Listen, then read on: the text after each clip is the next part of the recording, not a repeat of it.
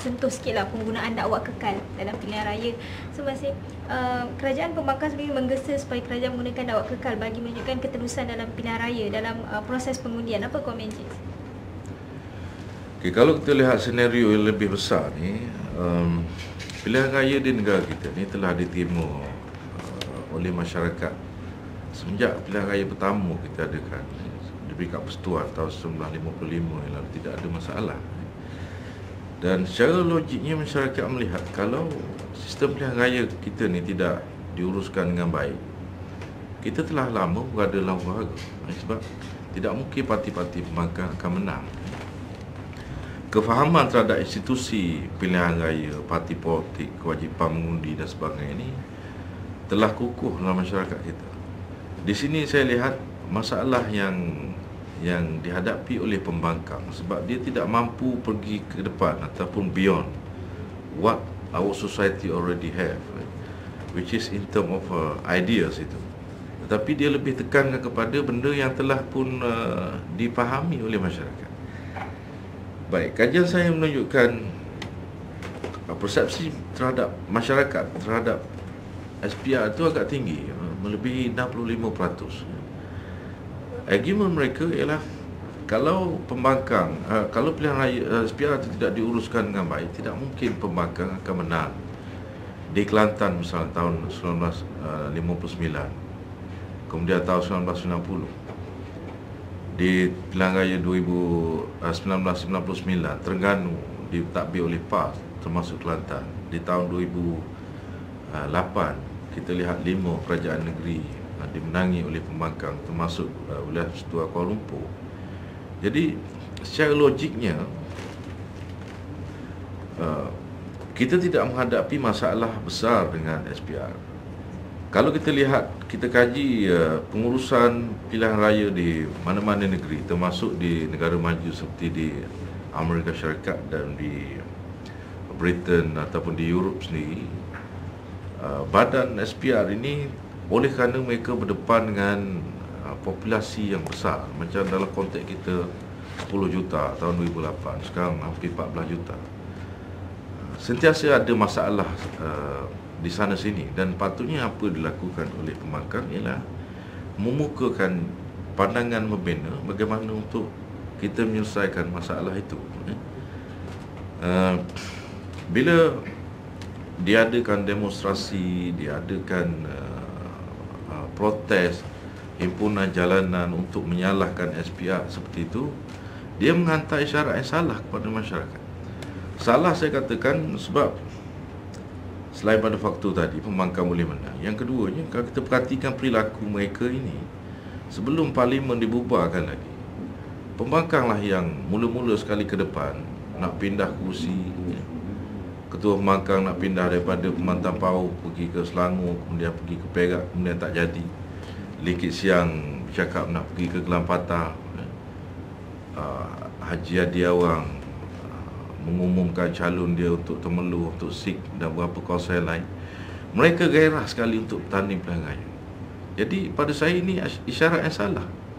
Mereka mengumpul pengikut mereka untuk berdemonstrasi, mengatakan SPR itu tidak telus, SPR itu banyak kelemahan dan sebagainya. Di sudut yang lain mereka gairah untuk bertanding.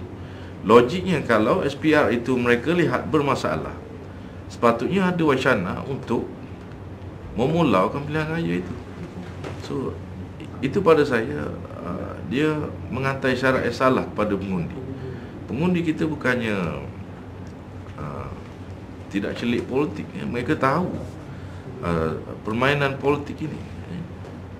Dengan pembangkang menyalahkan SPR itu tujuannya untuk menaikkan, bukan SPR itu saja sasarannya ialah Barisan Nasional, sebab tuduhannya ialah SPR bersekongkol atau dikuasai oleh Barisan Nasional.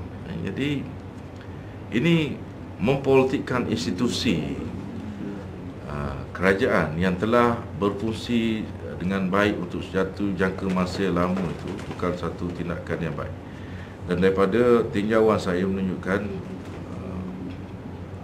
memang generasi masyarakat kita boleh menerima demonstrasi sebagai salah satu saluran untuk menyatakan ketidakpuasan hati ataupun hasrat politik, tetapi sasarannya itu atau hala tujunya itu harus dibuat dengan betul. Seperti mana kita tahu SPR ni dia agensi kerajaan, dia tidak boleh nak menjawab, berlawan, bertikam lidah dengan pembangkang. Mereka ada akta yang mengawasi perilaku mereka. Apabila SPR cuba melunakkan tuntutan pembangkang dengan memperkenalkan penggunaan dakwat dalam pilihan raya ini, saya rasa itu satu langkah untuk meredakan ketegangan itu. Tapi secara peribadi saya kira SPR tidak perlu pergi ke arah sebegitu, because kefahaman masyarakat tentang perjalanan sistem pilihan raya di negara kita ini agak mantap. Pengorbanan ataupun langkah diambil oleh SPR itu walau bagaimanapun harus dilihat dalam konteks positif,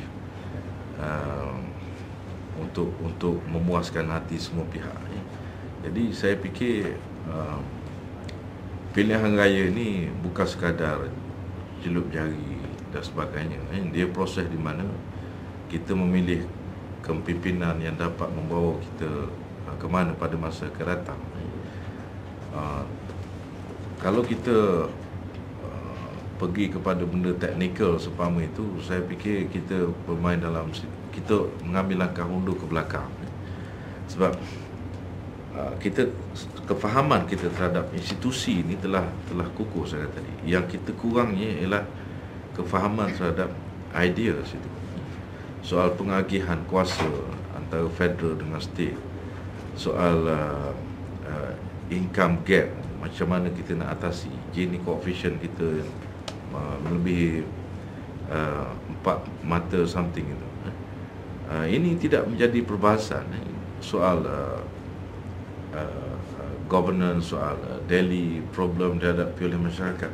Sepatut itu yang kita bahaskan supaya kita dapat mencari cara bagaimana untuk menyelesaikan masalah pada masa akan datang, instead of kita just berpolemik tentang benda teknikal dan menyalahkan sana sini yang tidak menyelesaikan perkara. Okey, nampaknya Encik setakat ni keputusan tidak rasmi yang dikeluarkan oleh Malaysia kini menunjukkan bahawa Barisan Nasional memenangi 16 kerusi di Parlimen, manakala 3 kerusi dimenangi oleh pihak Pakatan Rakyat. Dan kita berehat seketika, kita akan kembali semula selepas ini.